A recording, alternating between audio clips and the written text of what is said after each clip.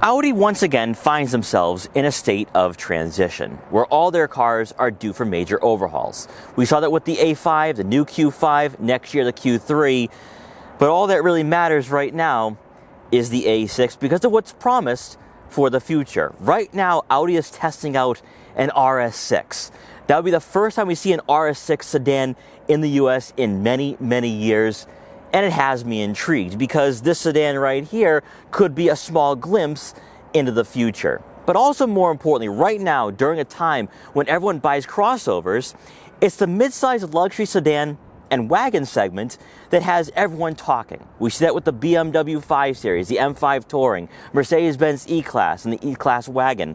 And then you have Audi with the RS6 Avant. But now I think the A6 is going to be a pivotal piece to the puzzle here for Audi moving forward. And in today's video, we're going to check out what the sedan has to offer us now with the brand new looks. Also going to check out the interior and take it out for a quick test drive and see why the Audi A6 could be a turning point for the brand heading into 2026. Now, before we get in this video, I want to give a huge shout and thank you to Audi Peabody in Peabody, Massachusetts for letting come down here to check out the new Audi A6. Their link will be in the description below, so you can check out their extensive Audi inventory. So as always, let's begin with that pricing. For the 2026 Audi A6 we have today, this is the Premium Plus, coming in at right around $72,500.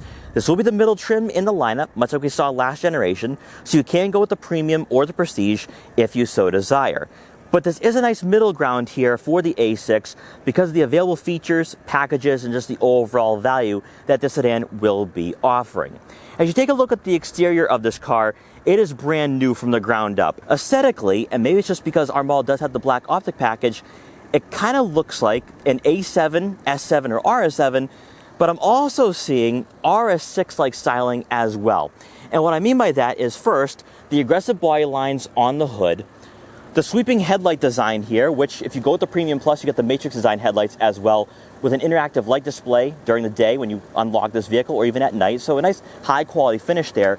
But then also with the black optic package, you get some gloss black trim here as well with a more aggressive front fascia.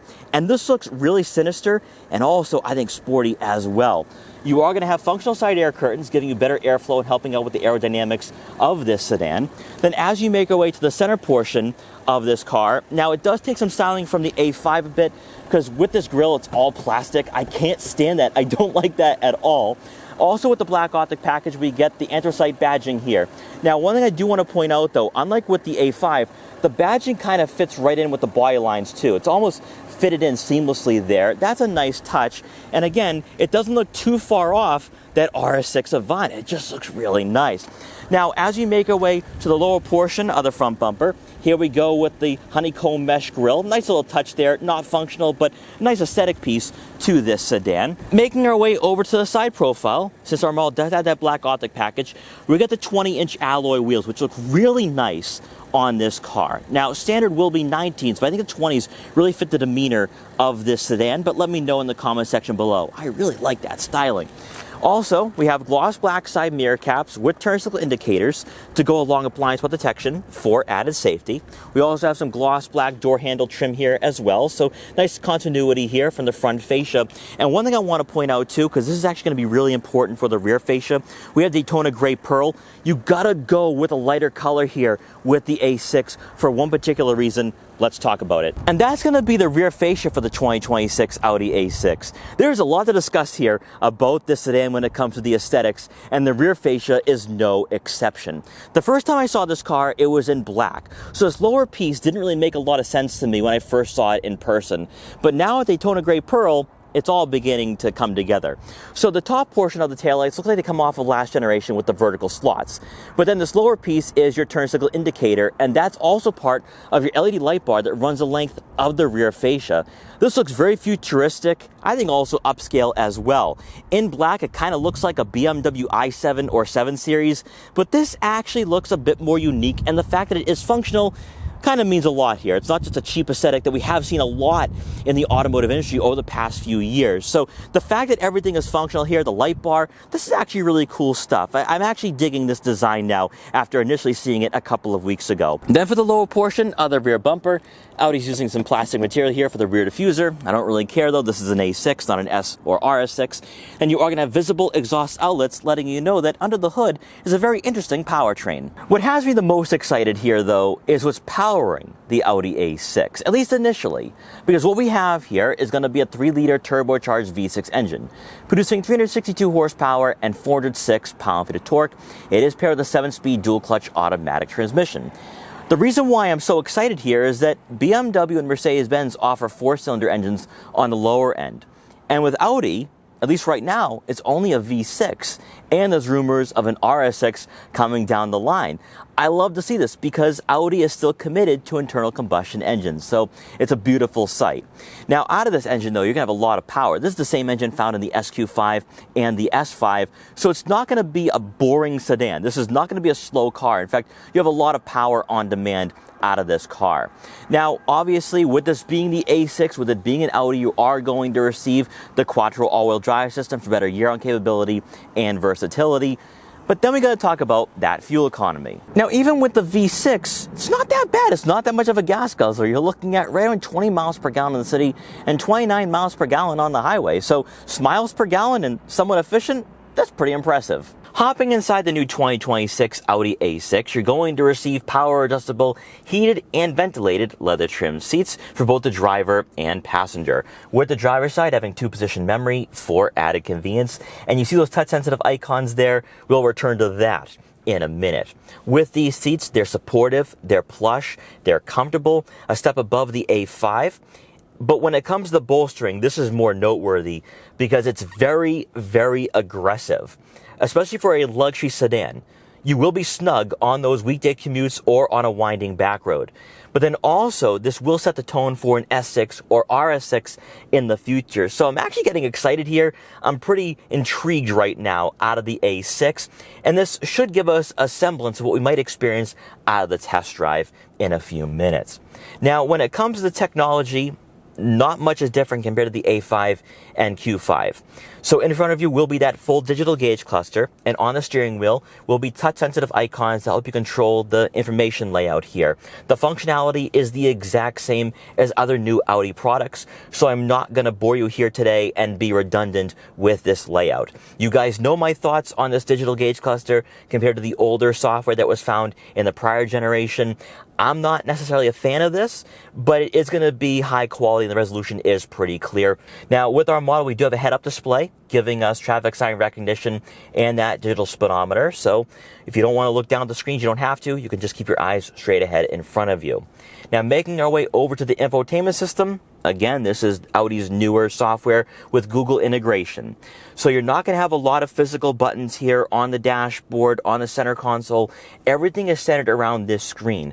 At the bottom of the head unit will be your icons for your dual zone climate control, your AC, front and rear defrosters, fan speed, fan direction, also your heated and ventilated seats. I know a lot of you might complain about that. I want physical buttons. I want more of a tactile experience. I am most certainly hearing you on that one. On the left side of the screen will be quick access icons for your home screen, then also your widget layout, which we see a lot of with Google integration or more Android-based software products. So here you can easily access your navigation system, your Apple CarPlay, Android Auto, Sirius XM. It is all right here. Also, of course, you can dive into your driving assistance features and turn them on or off. I would leave a lot of these on for added safety and assurance when you are driving on a longer commute. Also from here, you can access your navigation system, your radio, your smartphone connectivity, and then probably more importantly will be your vehicle settings as well. You can update your displays, your lights, your service. All this is going to be right here within arm's reach. And then lastly will be more settings, more general settings for connection, sound, display, Audi Assistant. It's actually very straightforward, and I think aesthetically, and this is one thing I'm going to be talking about a lot today, is that objectively, looking at the technology, it is not as out there as what you are going to find from Mercedes-Benz. It's not going to be as confusing or maybe as in-depth as what you might find out of BMW. But comparing this to last generation's Audi A6, this this is a huge change. So if you are upgrading to the new generation, take your time, get used to everything, get used to the layout more importantly. Now, when you do place the A6 in reverse, you are going to receive a plethora of camera angles to choose from. A top view, a rear backup camera with trajectory, also a 180-degree view when you are reversing, so a lot of visibility. Front and rear cameras for your wheels, you don't scrape those 20s that we have on our model, and then you also have that 360-degree view as well. So a lot of visibility here when you are parking on city streets or in a tight garage. Now, before we continue on with the center console, let's return to the door panel here. So you have all your touch-sensitive icons for your lock and unlock button, your outside lighting system, your outside mirrors, and then your child safety locks. What I also want to point out too, since we are looking at the door panel, here you have the Bang & Olufsen sound system as well. And I like the way it's integrated into the dashboard and how it wraps around you. The way in which Audi has designed the cockpit for the A6, this feels more fighter jet-like. And I also like the fact that I feel like I'm in a true luxury car. The only downside though is that on the dashboard, on the door panels, there's a lot of harder touch materials. I'd like to see softer touch materials make its way back into these cars. However, one thing I do like though, and this is one reminder that Audi hasn't fully lost their touch yet, is that on the center console there's wood grain trim. I want to see more of that. I want to see that on the dashboard too. So when I noticed that, I'm like, all right, Audi is still giving us what we want. It's just that we're going to need to demand a bit more out of them for a facelift in the future. Now for the center console itself, here we have our wireless phone charging pad, two USB-C inputs, a 12-volt outlet, a lot of gloss black trim, so that'll be difficult to clean and maintain throughout the years of ownership. Next up is going to be a row of buttons for your engine start-stop, your drive mode selector for balance, dynamic, and comfort, your auto start-stop, then your hazards, and then obviously your traction control on and off, and you'll have a physical dial for the volume and tuning. Love to see that. Lastly, next to your two cup holders will be your gear selector. This is found in all new Audi products. You'll have your electronic parking brake and then also your safety systems as well, so all within arm's reach. For the center storage compartment, there is enough room for another smartphone or wallet, but not really that deep, so keep all of that in mind. And then to round out the front seating area, above will be a fixed panoramic glass roof, which brings in a lot of natural light to the interior. Next up, for passengers in the second row, they're going to receive right around 37 inches of legroom, which is pretty respectable out of a mid-sized luxury sedan. Falls right in line with the BMW 5 Series and Mercedes-Benz E-Class. So not much of a difference even when it comes to headroom. I think tall passengers might be hitting their head on the headliner, but that wouldn't be any different than the competitors for the A6 for 2026. Legroom, there's plenty of that too, even with the seat adjusted most of the way back. I can sit back, relax, and enjoy the overall driving experience. Plenty of shoulder room. The only thing though I want to point out is that I don't think you'll be squeezing in a third person in the center. But outside of that, this is still going to be that executive mid-sized luxury sedan that you have wanted for a very long time. But better yet, here with the Premium Plus that we have today, you're going to notice some touch-sensitive icons. And what do we have here? Dual zone climate control and also heated outboard seats. So you're going to be nice and warm back here during the winter. You can stay nice and cool as well during the summer, and you can adjust the fan speed and fan direction. Love it. Absolutely love it. This gives me that upscale and upper class feel that I want to experience out of the A6. You can have two center mounted air vents to go along with two USB-C inputs. Then to round out the second row seating area, obviously you're going to receive a center armrest with two cup holders. And then making our way around to the back one more time to take a look at the rear cargo area. With the 2026 Audi A6, you're going to receive a power trunk. And inside, behind the second row seats, you're looking at right on 13.5 cubic feet of room, which admittedly is less than the BMW 5 Series and Mercedes-Benz E-Class. I will say, though, that those numbers are a bit deceptive here because this trunk is very deep. I think you can easily store 8 or 9 bags of luggage if you are going on a road trip with the family. But then again, though, you're buying a sedan, not a crossover, so is cargo area really a top priority? Well, that comes down to what you're looking for.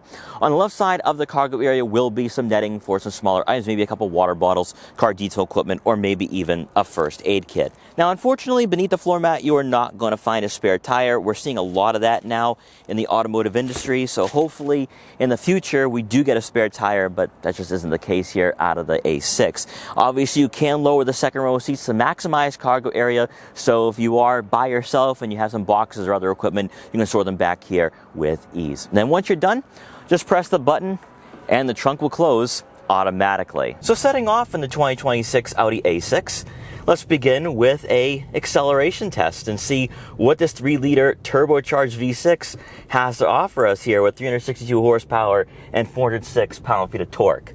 And I'm currently in dynamic mode. Effortless. Effortless. Now, you probably have gotten the sense that I'm a bit excited here with this midsize sedan. And I can't lie, I really am. And a lot of it is because, unlike with the A5 and Q5, the A6 doesn't feel drastically different than its predecessor, even though it is built on Audi's new PPC platform, which I will return to. When you take a look at this car's exterior, it doesn't look too far different than last generation. Sure, for the interior, we had this new technology, which you guys know my thoughts on. I'm not a huge fan of what Audi has done here with the Google-based software. But then when you get behind the wheel, its on-road demeanor, its performance, its smooth ride quality, this is what you have always expected and demanded out of the A6. This is the Audi I have grown up knowing. And when you look at the promise for the future with the potential RS6, you can't help but be excited. You can't help but have these high expectations for this car. And so far throughout this day, the A6 has met those expectations.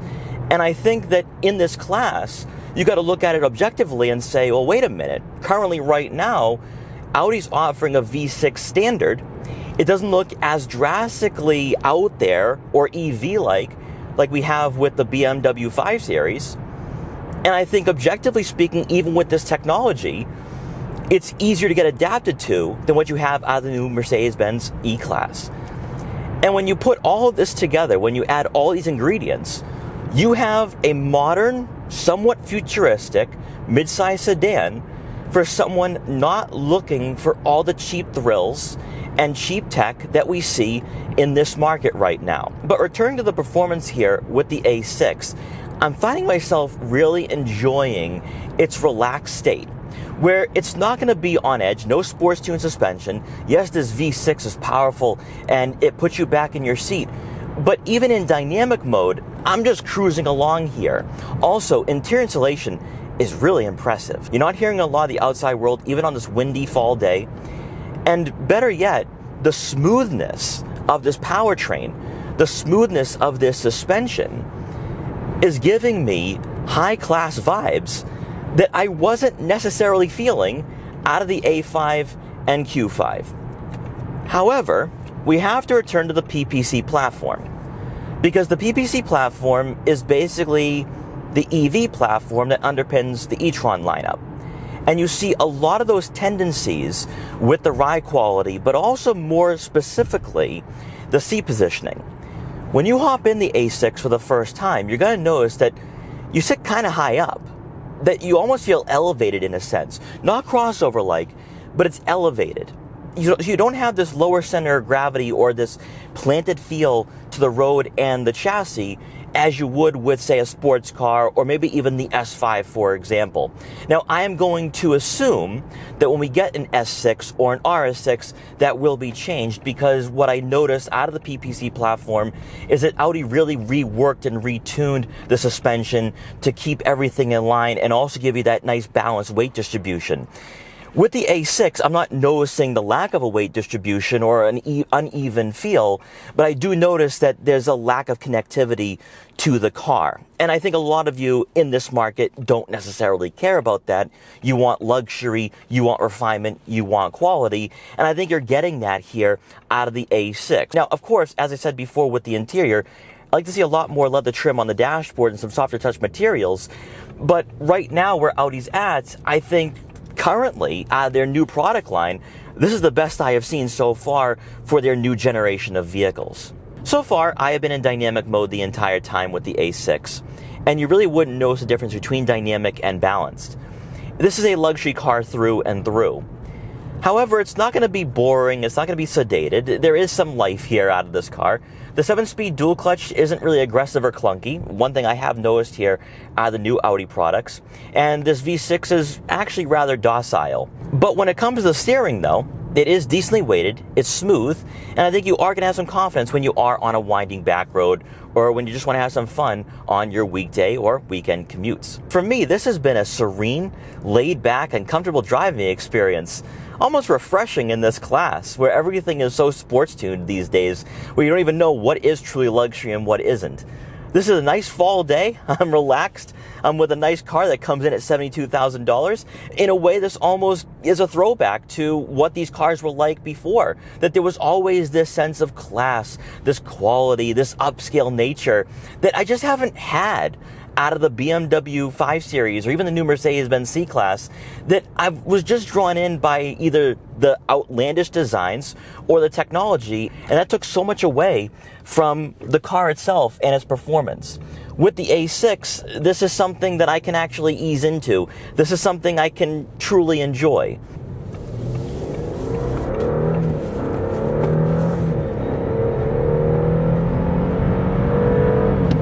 Wow. When it gets into boost, it takes right off.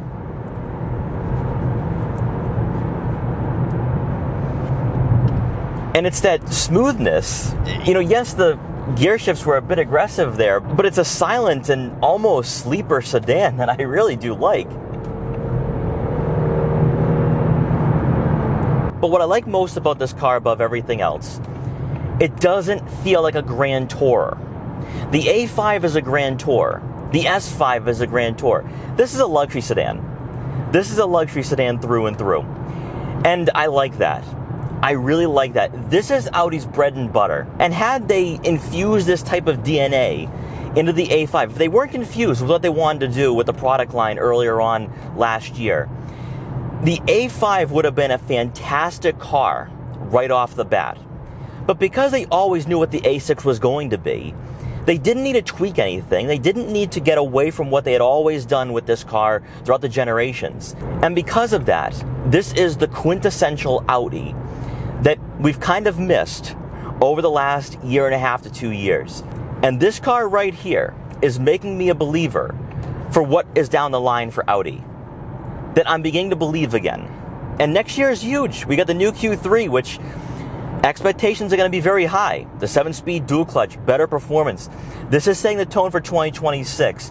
And I'm really excited to see what they do with the A6, S6, RS6. Because man, if this is any indication of what we're going to experience out of this platform, out of this model, watch out BMW and Mercedes-Benz, because Audi is coming. So guys, I hope you enjoyed this quick review for the 2026 Audi A6. If you did, please like, comment, share, and subscribe for more. And I will see you guys next time.